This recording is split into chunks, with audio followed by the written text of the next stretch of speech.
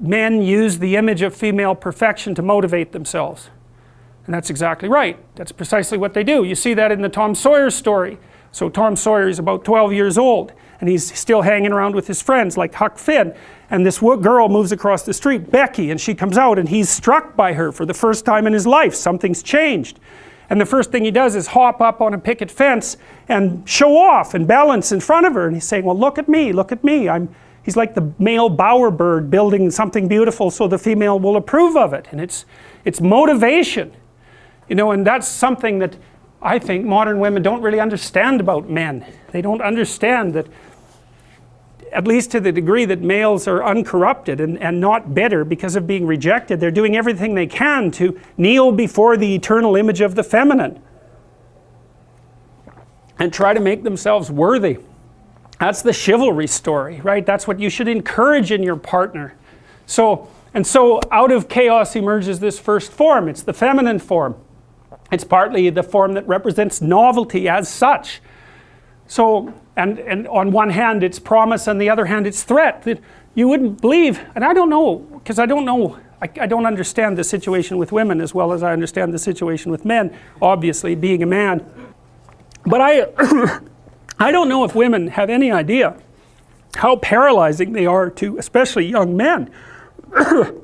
A very large number of my clinical clients, but also young men I've talked to in general, are absolutely terrified of women because they're terrified of being rejected. And the terror exists in precise proportion to the attraction to the woman, which is a horrible paradoxical situation to be in. It's often why men make such fools of themselves in front of women that they're attracted to. It's because, first of all, they don't see the woman that they're attracted to, because what the hell do they know about her? They don't see her as an individual. They see her as the manifestation of a judgmental ideal. And then it's only in establishing the relationship with the actual woman that they can start differentiating between the judgmental ideal and the actual individual woman. And that also requires a sacrifice. And the sacrifice is, you never can have an ideal woman.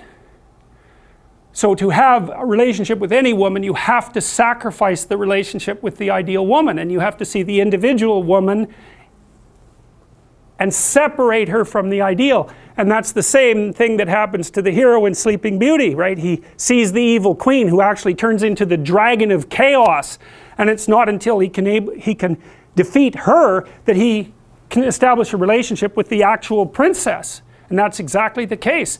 I had one of my clients who ran this men's group, which was quite interesting. One of the things they had the initiates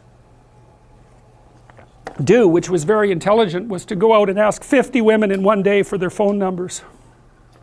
Why?